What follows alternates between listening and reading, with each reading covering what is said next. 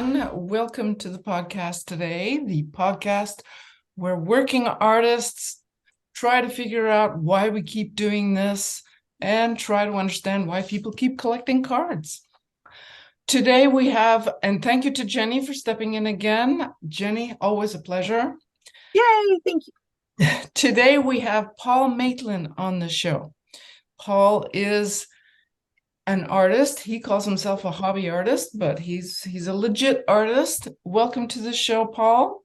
Hello. Thank you, and welcome. Yay. We are looking forward to getting to know you. Jenny, would you like to get going with a few questions?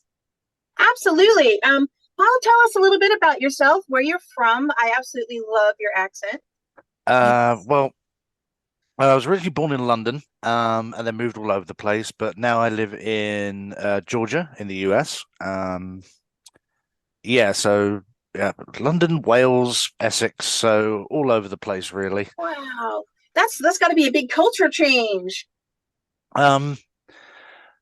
Within an English-speaking country, it's not so bad, but it's kind of like it's the really little things that bug you. So it's kind of like the bread tastes slightly too sweet, or the sauce on something is slightly different, and it's just tiny little things, just like death by a thousand cuts. Proper cup of tea, that kind of thing. Yeah, it's little things, and people go like, "Oh, it must be easy moving to a country with." Well, all my cultural touchstones are now completely different. So if I make a joke about Captain Pugwash, nobody gets it because nobody watched Captain Pugwash over here as a kid. Never heard it. Never heard it. That's awesome. Now, how long have you been drawing? Ever since I could hold a pencil. Awesome. My parents actually figured out it was cheaper to paint my bedroom with chalkboard paint and give me a pack of chalks than keep Here, buying go crazy. pencils. Yeah. So one wall was just completely chalkboard, and I would just be constantly like that. That's fantastic. I never thought of doing that. My kids would have loved that when they were small. I know. Well, do it in your kit. You can do it now. That'd be really fun. You know? God, yeah, that would be. Just You could paint put your ideas out on the wall and just wipe it off, and you're good to go with the real thing after. Oh, hey, there you go. Problems are all solved now. Yeah, there you go. That it's like a giant, just the big all the ribbons and conspiracy board type thing going on. There you go. There you go. Well, it sounds like you had incredibly encouraging parents. Were they artists as well? Did they draw? To hear them talk, they said like, we have no idea where this came from. Huh. Yeah, my dad was side-eyeing the milkman for a while because he was like, I can't. Where did this art You didn't get that from me. But no, they were mainly chefs, so they did a lot of cooking, and so. But other than that, no, drawing was never in their sort of wheelhouse. Oh my Oh goodness. my, That's now really cool. I'm wanting, this is an art show, but now I'm wanting to ask you recipe questions. Because Oh, don't ask me. I am useless. I just go off YouTube videos, but I could totally recommend some. Yeah. Okay, well, that'll be for another episodes. What artists eat. That's to do. All right. Oh, that'd be fun. That'd be a Yeah, good that one. would be totally fun. And you got to bring some of your stuff that you like to eat and show it off or make. That'd be really. There we go, another episode in the can. Good to go. Okay.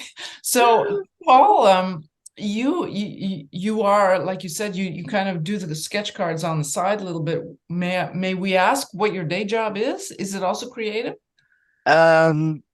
Well, I'm a digital designer, so I'm working on websites, I'm working on emails, I'm working on PDFs, branding, all that sort of stuff. So it's still in the line of creative, yeah.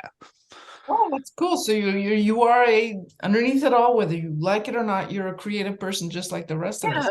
Yeah, All pretty right. much. I still like to say I'm a piss artist, though. Oh my God. What was your introduction to the world of sketch cards? How did you fall into that? Well, go back a little bit further than that. I started getting back into art in a way. I had a quiet spell over a Christmas, and I'd always heard of Bob Ross, but I'd never watched it. Mhm. So I watched it and I said to the wife, "Oh, I need a 2-inch brush and I need some liquid white." And I didn't touch it for a year, and then I started playing around with it, and I'm like, "Yeah, I really do need to get back into that." So um, I started painting the oil paints, and I was like, "Oh, this is so much fun. Can I do more?" And I kept pushing it and pushing it and pushing it. And I went to a show, and then somebody convinced me I need to start selling art at shows. And then when I think it was just towards the beginning of COVID, I was like, I need something to do because I don't like drawing for myself sometimes.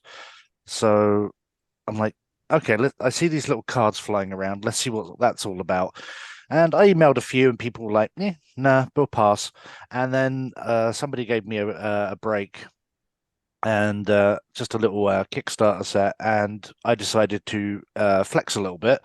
Did some good ones for them, and then they were like, "Okay, you're doing more of these now. Come on," and it's kind of spiraled out from there. That's awesome.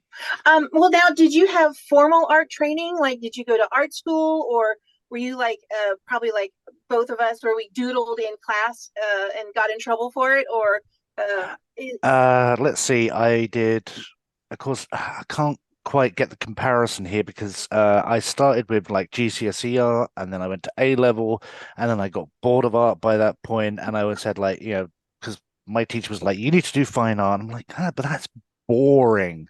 Spending 50 hours in front of the same painting, which is enough to stave my head in.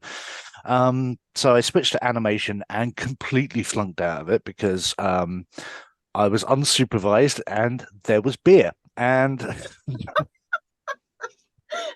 priorities, you got to have those priorities. That's awesome. But yeah, and so that's where kind of my formal art training stopped. And what I didn't like about most of my art education was they were trying to teach you ideas rather than techniques.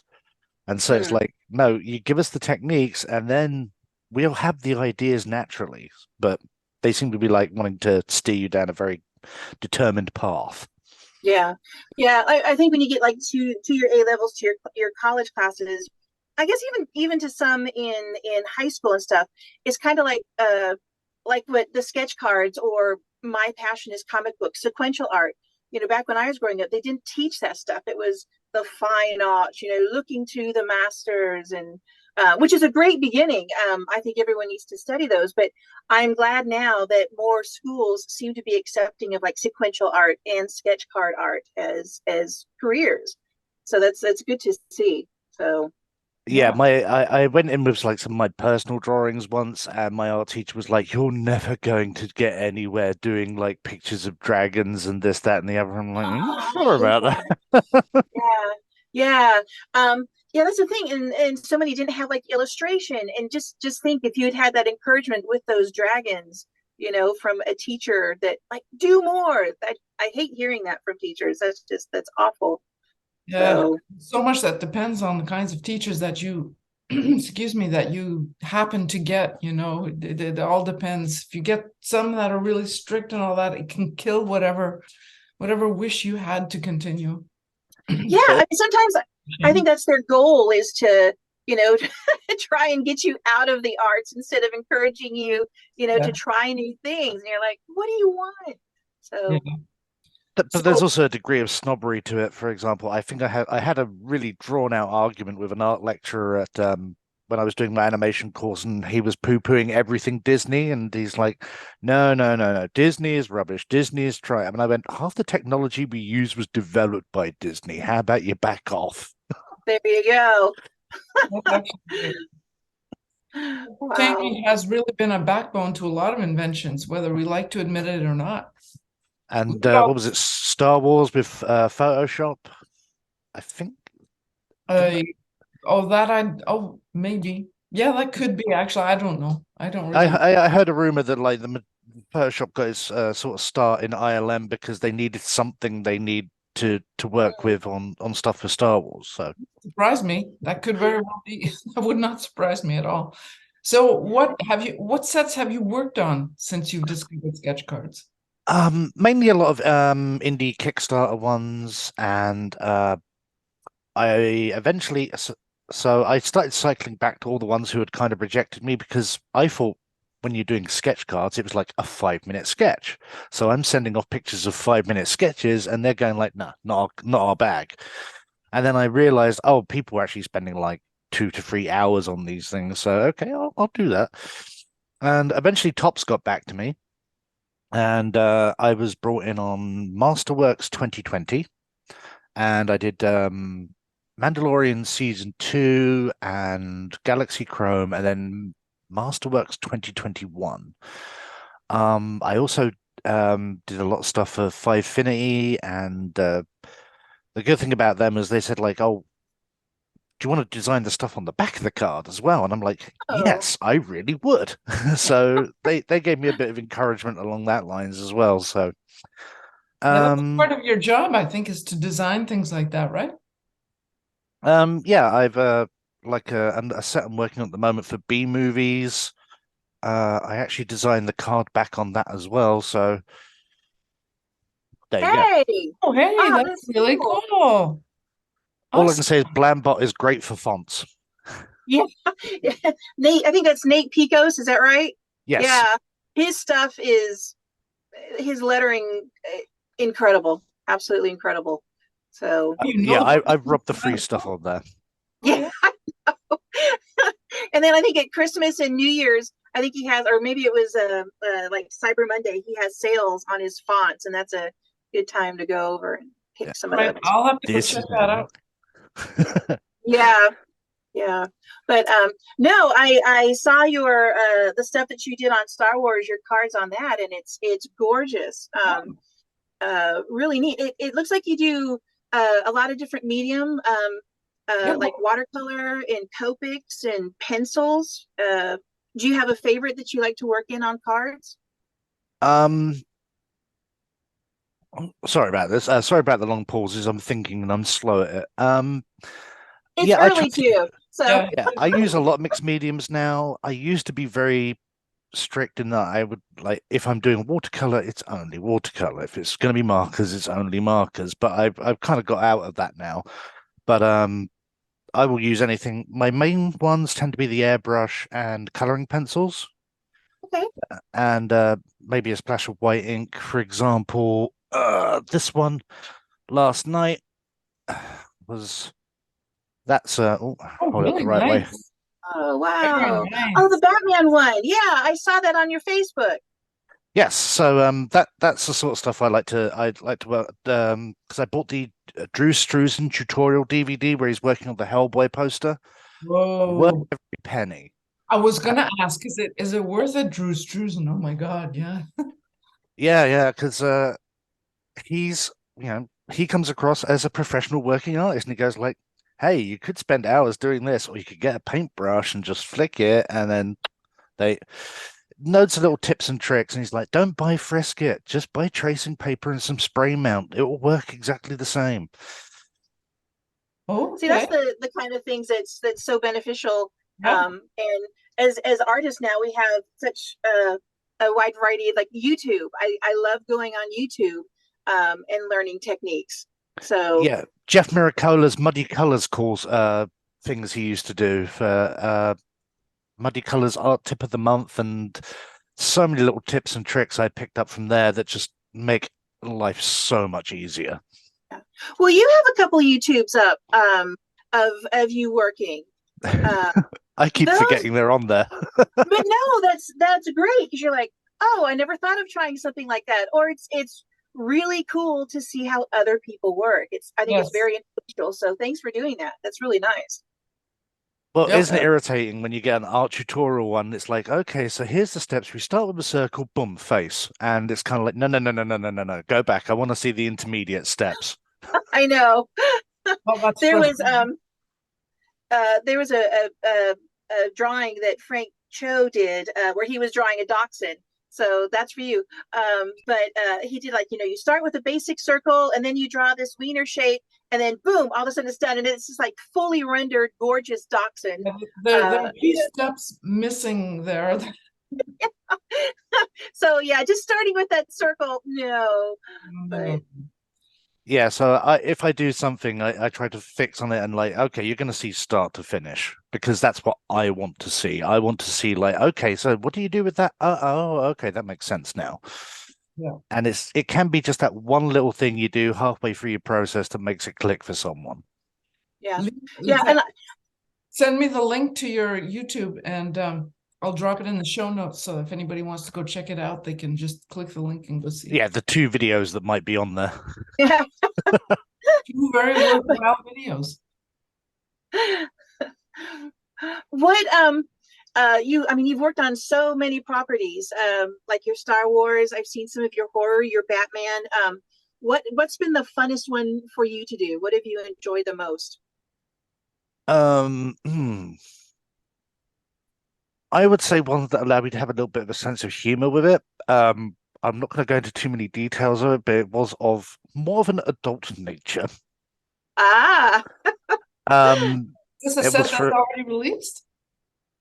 pardon? Is it a set that, excuse me, that has already been released? Yes, it was called, it was based on a character from the Cherry and Friends comic, and I knew nothing about it, so I Googled it and I went, oof, okay, good for you. I had safe search turned off, but I said to the guy at 5 Finity, I said, okay, look, so this character I'm doing the cards of, they're a nerd, and he goes like, yeah. And I go, okay, so what's the limits? And he goes like, okay, nothing below the belt. Fine, that's fair enough. And I said, can I do pop culture references? She's a nerd, she's going to be into pop culture.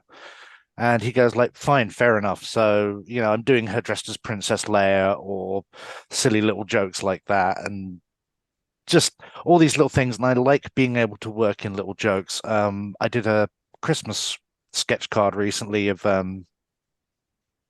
National Lampoon's Christmas Vacation. It's the bit where he's staring in the tree before the squirrel jumps out.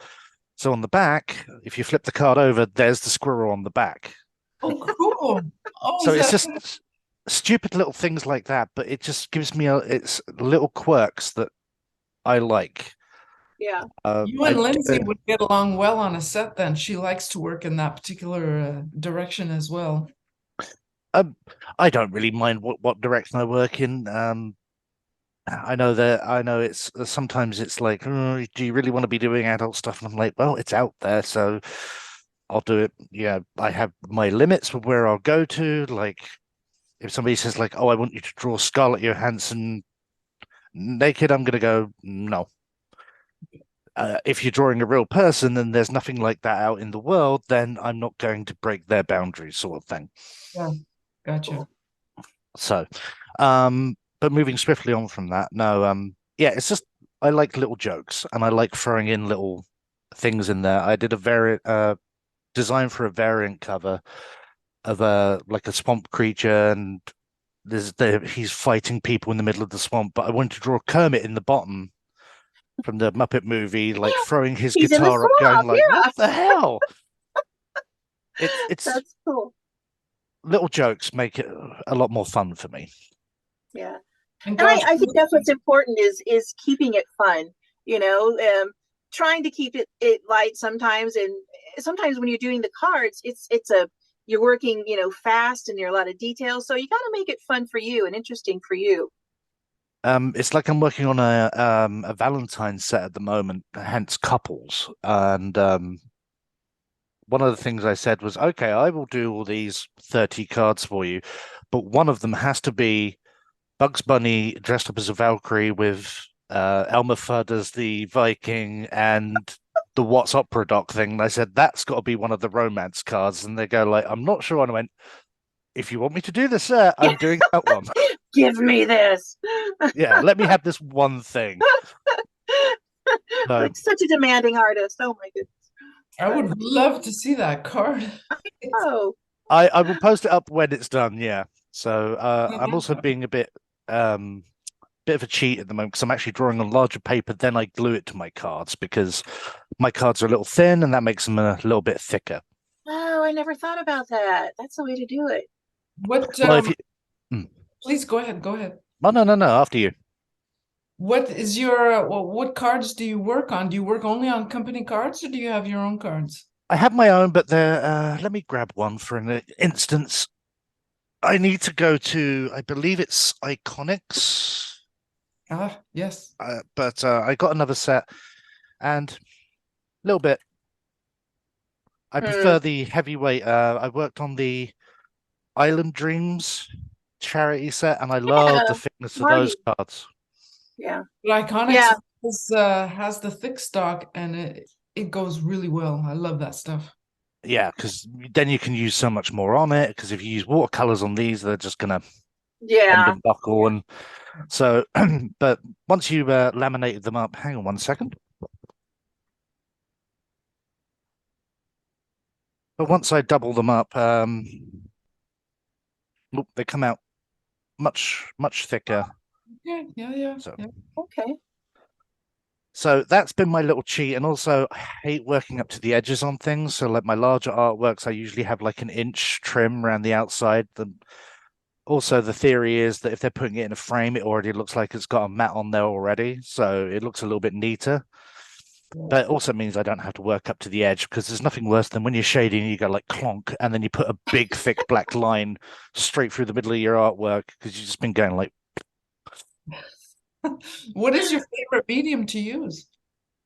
um, coloring pencils, so Prismacolors and FW inks by Dale Rownley are my favorites. I've tried the golden airbrush acrylics.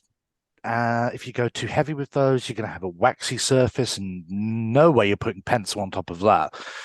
And then I also tried the Liquitex ones, again, plastic surface. So FW inks, when you spray those on, you're still got a workable surface that you can put coloring pencil on. Acrylics are a plastic. I think no matter what brand you use, they are plastic. And when they dry, it's like drawing on plastic, as far as I know, Yeah. anyways. Yeah, but with the FW inks, not so much. No, No, if no, you go, I I mean, guess if you slap it on heavy, okay. yeah. But I No, use maybe 2 drops of like red on a card, and that'll be it. I can do like 2 or 3 cards with just a couple of drops of red in the airbrush. But no, Dana Rownley ones, they allow you to work on top of them as well, so they're really good. That's cool. So what do you love about doing sketch cards? The quickness of it. Um, I agree. Nothing drives me more insane than having to sit in front of the same picture for 30 hours. I did that with my Universal Monsters one, and that was close to 40 hours of work with oil paints. And I'm just like, I am so utterly bored of this now. And I did a commission for a couple for their first wedding anniversary. So it was a 2 foot by 3 foot portrait of them in oils. And I was just like, by the end of it, I'm just like, no, I'm so bored. But Give sketch me that. cards, you can do them quick. You're done in an hour, and you have something nice at the end of it. So that's much more my style. That's cool. Do you find it jarring to go from, working your large format, those paintings, and then going to sketch cards, or are you like, whatever, I can do it? Um, with sketch cards, and I don't know if this is the same for you. You learn a bit of a economy, so you can get away with. Okay, I can do a whole realistic face with just a few pencil strokes, and that will look good. But if you scale that up, you realize you've got to put so much more detail into it, and it gets a bit jarring because sometimes my faces will look really flat if I've been working on sketch cards for a while, because I've been relying on the size to kind of trick people to make it look like I've done more work on it than I have. Yeah. That's true. I didn't think of that actually. Yeah, the economy of the sketch card, that it just does not translate to anything larger. All of a sudden, you have to change your mindset a little bit. You do. But if you're doing a larger piece where you have lots of characters on there, because I've one of the things I've always wanted to do is kind of almost Renaissance style, but the church scene from Kingsman. Oh, okay. Yeah, yeah. So in the middle you have him stood there, and then you have all the action going on around in the background. Oh yeah, yeah, yeah, yeah. Because there was Batman Die Laughing, which no, Batman Judge Dredd Die Laughing. There's one scene where the Dark Judges are going absolutely nuts in this place, and the artist has put so much detail into all the little characters all across it. It's absolutely fabulous. Andy, hang on, was it Jim Murray or Andy Murray? I've got it somewhere, but I would totally recommend that as well. It's definitely a masterclass on airbrush and coloring pencils and acrylics. So you really do like working with airbrush, eh? I took the technique from Drew Struzan, and the thing is, you can start out with, hang on again.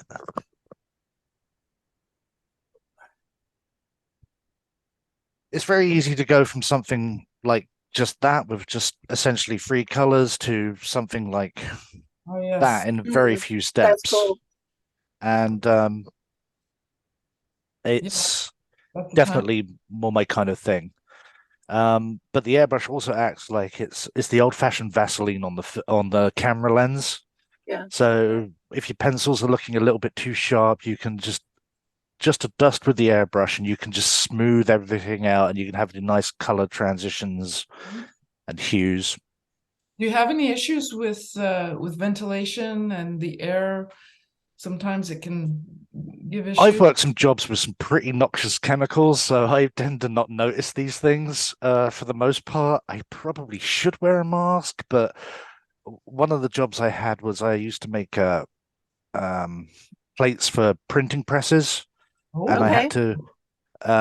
It was flexographic plates, so it's like exposing film. So you put this like rubbery sheet into a thing, it exposes light on it, then you push it through a washer and it creates your flexible plate. Now when the printers are finished with them, they just dump them out, and I had to stand there washing all the different pigments off of each and every one. So I'd spend like 2 hours just there scrubbing, and imagine standing there for 2 hours with a mask on with all those fumes coming up at you, and I was just like, oh, just take the mask off and just carry it on. That can't be good. Probably not. Yeah. Probably have the lungs of an 82-year-old because of it, but it doesn't really bother me that much. What do you now? Are you? Oh, sorry. No, please go ahead, Jenny. Go ahead. No, I was going to ask, like, where do you work? Do you have like a studio in your house, or do you have like a studio space elsewhere, or where? I have work computer here, drawing table there. I understand that. You speak my language. And I have my second computer here for my art stuff, so I can just go like, now I'm drawing, now I'm at work, now I'm drawing, now I'm at work, and efficient. Cool. Oh no, lazy is probably the more accurate description. You save a lot on commuting. Yes. One of the good things about working remote is, like, while you're waiting on a call, you can whip out a sketchbook. Draw some a little bit, for sure. Well, okay, so you do. Oh, sorry, go. Sorry, where do you see yourself going? Do you think you're going to stay with sketch cards, or are you going to move on to something else? I'm always happy to try out new projects. A little dream of mine, because my art inspirations came from the video store when I was a kid, because my grandparents would always play cards with my parents on a Friday night. And so they'd take me to the local video store in Langdon in Essex, and it was white wood shelves with white gloss paint on them, absolutely horrible, but they'd have all the cases laid out, and I'd have to pick my one movie for the night based on the cover art. So that was things like Boris Vallejo's European Vacation, Deathstalker with Frank Frazetta, Drew Struzan, all that sort of thing. So that's where I got my sort of art taste from. And kind of my secret heart of hearts, I'd really love to do like a DVD or a VHS or a movie poster. That one of those would be nice. That would be amazing. So you're moving slowly towards that. I'm just going to bimble along until I find the opportunity to do it. I don't even mind if it's not really. I'm not like hideously ambitious. I don't want to have like my name in lights. I mean, name in lights would be nice, but I'm also, of an age now where it's like, let's start dialing the expectations down a little bit. Yeah. You haven't got the time to do all of it. But I keep it very simple. I would like to do something that ends up on like somebody's DVD shelf That would be like, okay, I'm good. That's awesome. So you do airbrush, you use pencil. Have you made the move or tried to play around with like going digital? Do you? I did digital about 10 years ago when I was working on a Wacom Intuos, and it was like that 4x6 drawing area. I No, had it one was, just like it. I had one yeah. just. And I played around with it and I did some okay stuff in it. I did one recently because another job I had, I was doing a lot of animation for training videos. So they said, right, we need to give you a draw on screen. They didn't want to spend out for a Cintiq, so it was a Huey on one. And I did a little Bob Ross painting in Photoshop to test it. Yeah. I have to test it. And it's okay, but I'm just not a huge fan. I've seen work of like Paul Shipper, where he's working in Procreate on his iPad, and I mean, you can tell his Drew Struzan influence there a lot, but that would be kind of like the thing I'd like to do as well. But I haven't quite made the jump yet. I've been considering it, but it's like I really like pencils and paper. Yeah. Yeah. I understand. I love working in both. I love working digital. It's so convenient because I can pack it anywhere and I have my iPad with me. I can write or I can draw. But there's something about getting your hands dirty. Yeah. There's something about using your markers and getting the paint on you. You feel much more satisfied sometimes. The wife So was standing behind me one time. She goes like, "Huh, no wonder your hands are always dirty." Because I'm there with the airbrush. And I'm like on the palm of my hand, and she's like, "Why are you doing that?" And I went, "Because it's too quicker than grabbing a piece of paper." yeah, yeah. You're not really into the AI thing, this whole like right now the art AI, there's a lot of controversy around it. Have you heard about it? I've been my Instagram is full of the circle for AI thing at them, no AI Mhm. thing. The past 2 days, I think I've just looked at my Instagram and all these. So yeah, I'm kind of figuring that one out myself. What do you think? When I first saw it and I saw people doing like they're putting their photos for it, I was like, this could be a useful tool for artists as like a jumping off point. Yes, yes. Because there's bits in there where I'm kind of like, I wouldn't have thought of that. That would be cool. And then I saw a video of a guy and he goes like, I'm going to paint a beach scene. And he goes like, I'll paint water. And so he's just dragging like a pen across the thing and it's just filling in all the water for him. And then he's like, oh, I want the beach line to be like this. Oh, I want the bit gravel and it's painting in the gravel. And what it looks like is it's grabbing photos of gravel and adjusting them as he's painting. And he goes like, "Oh, I want to do a rock." So he goes bloop, and then it does. And he goes, "Oh, a bit another rock there." I think. Well, we've all done shows where somebody turns up next to you and there might be like knocking off like knockoff prints, and you kind of like you're sitting there going, "Gonna kill him, gonna kill him."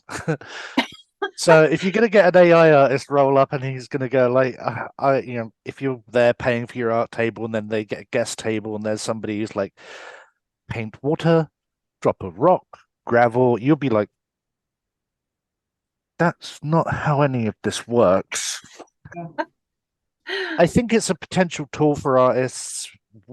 Camera Obscura. If you watch, have you ever seen Hockney's Secrets of the Masters? Yeah, Camera Obscura, the grid system. We all use these tools to, shave time off and make our lives a little bit easier. And AI has the potential for that, but if it's art without effort, and I think it's hard to define that line because how much is going to be artist, how much is going to be algorithm, and if it's going to be like 5% artist and 95% algorithm, then I hate to say you're probably not an artist.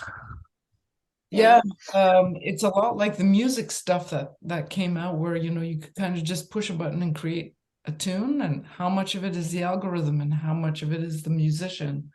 Yeah. See, one of my things is art. I mean, music, drawing, anything like that. It used to be, I don't know. I always felt like art should be welcoming. Sometimes artists don't know where to start. Sometimes a person who's older, who doesn't know much about art, doesn't know where to start, but maybe they have a tech background. I think it's a really good tool to kind of coax someone, into art, into trying something. They're like, oh, I see what this does. Maybe I'll try to paint. Maybe I can, look at that. I mean, it's kind of the same thing that we do with fan art, or we do when we're watching a YouTube video. We got to learn. Sometimes it takes that spark, and I kind of see AI art as being a spark sometimes, and as a tool. I mean, it's so freaking brand new. We don't know what's going to go on with it, where it's going to take us. But as someone who really loves technology, I think it's fascinating, and I'm anxious to see where it goes. Like you said, Jenny, a little bit earlier, before we started recording, it is Photoshop is AI anyway. It is, yeah. You have that incorporated in there. So, but I also worry is it dulls the acquisition of knowledge, because as we know, we're working on stuff and we know what's going to work, and we've built up the experience, and we're going to go, well, as I was like, some people ask me, like, how do I get into drawing? I said, okay, learn to draw what you see directly in front of you, no variation, just draw what your eye going in your eye holes. And I said, then learn to draw what people expect you to see. And those are two entirely different things. Yeah, that's like the phrase to learn to draw what you see and to draw what you know, and it's very different. And I forget. Your other co-host usually, because being a Brit as well, she'll know this reference, which was there was an episode of Blackadder where they're doing the Prince and the Pauper storyline. And he goes like, well, I look nothing like the prince. And he goes like, my cousin says that all paintings of the prince are actually painted more to a romantic ideal than actual likeness. And he goes like, your cousin knows a lot more words than you, doesn't he? Blackout for you. But that's it. You are drawing to an expectation, not a reality. So, and I don't think an AI will probably learn that in short time, but there's also, like, if you do a portrait of someone, you might take out a few of the eye wrinkles, you might ease up on the double chin a little bit, just little tweaks, just to, and the shadow is there. There might be a shadow there, but it's kind of like, that would work a lot better without, and that's something that AI hasn't quite got yet. I think once AI finally learns how to do hands, then we can be terrified. But right now, it's not doing hands. No, but the feet. What I'd be worried about is people, not developing that knowledge and just taking the easy route and going like, okay, I can knock out this AI painting in 5 minutes, but thanks to the algorithm, and that's as far as they develop. And but the AI still cannot hold a paintbrush or hold a pencil, so it will still be digital. So there is that element. If you actually want a paper version or a canvas version, something that has not been printed on that paper or the canvas, but actual paint put on. So far, anyways, I'm sure they'll come up with some robot that will use the AI and all of that. But for now, anyways, it's if you actually want the hard copy, you gotta come and see us. Yeah. Or buy a very expensive CNC setup machine, or hack your Cricut thing. There is that. Well, seeing as we are really on a time limit today for everyone, we shall slowly start heading out. Paul, what have we not asked you that you would like to mention about creating art and just being creative in general? Because you're obviously. Do you draw for yourself? I mean, what do you work on for yourself, or do you mostly, I'm drawing just for business? Like, do you have your doodles that you do just for you, just what you enjoy doing? One of the things my wife got me was a sketch wallet. Oh, and if you haven't had one of those, it's basically wallet with a sketchbook in it. But for example, I was playing around with it, and it essentially you get this is the medium-sized one. This one's dog-eared and falling apart, but that was in Oh, my wallet, so I carry it around. It has all your cards here and your money pouch here, and your little thing to put your pencil in there. So you can sit there, and if you're really bored and don't really want to interact with people, which, be fair, most of us have that occasionally, where we just like, I don't want to people right now. Um, so I played around with watercolors. Oh, it's like a mini wow, sketchbook. How cool is that? that's awesome. So what I might do is I might now take the pages out of this and actually cut them and put them on cards. So Okay, Huh, Paul, you should have been on the sketchbook episode. You have to come for back on and sure. show that. That's awesome. Oh, look at that. Yes. Okay, Paul, you have to bring that thing back on the on the show for the next sketchbook episode. That's awesome. I love that. Yep, but that's really cool. it's a little fun thing to do. It's kind of like working on sketchbooks. Most of the stuff I do is for my own benefit. I will turn around to people because if your heart's not in it, you're not going to draw it well. So I started out doing mostly stuff I like, and then I get commissions and people, I kind of like steer people like, oh, you want this? So I like this. So let's try and figure it out in between. So um, if I'm drawing something, it is something I want to be into. So uh, I'm doing the B movie ones, for example. So I had to do James Arness from the 1952, I think it's 52, Thing from Another World, and I had to do Vincent Price, House on Haunted Hill. So, Okay, those are really Awesome. nice cards. I love the side. Really cool. See through. How are you doing that? oh, what the it's die cut, so it looks like at the edge of film. Which company is this? Oh, That's awesome. Which company is this that you're doing them for? Artists Assemble. Okay. I So, love the concept of the yeah. yeah, I hadn't seen things like that. Really neat. we Jenny, you gotta get on that. did a Christmas one Yeah. once, and they did a Christmas tree, but the Christmas tree was literally that big on a card. It's small. So I could just about fit Gonzo and Rizzo the Rat from Muppets Christmas Carol on there. It's pretty cool. Wow. Just. Yeah, so most of the stuff is for me, but it's like if you're gonna come to me with a commission, it's hopefully something I'm gonna be into. Otherwise, you're not gonna get the best work. Okay, last question. Where can people find you online?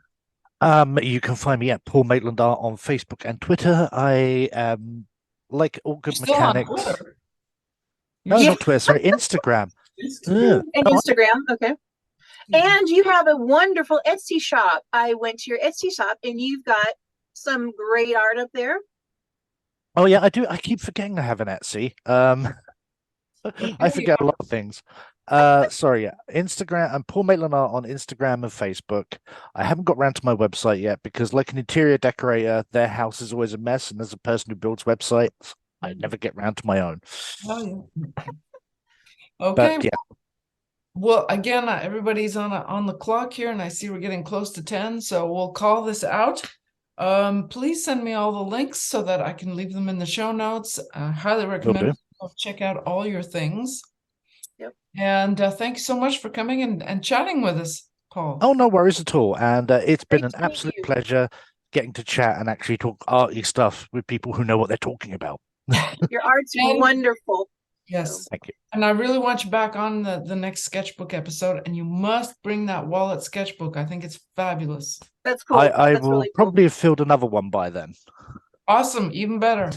Even better. All right. Well, thank you so much again. Thank No you. worries, and thank you for having me. Thanks, Paul. Completely a pleasure. We'll see you next time. Jenny, thank you so much. Anytime. Happy to. We'll see you later. Yep. Bye. Bye bye.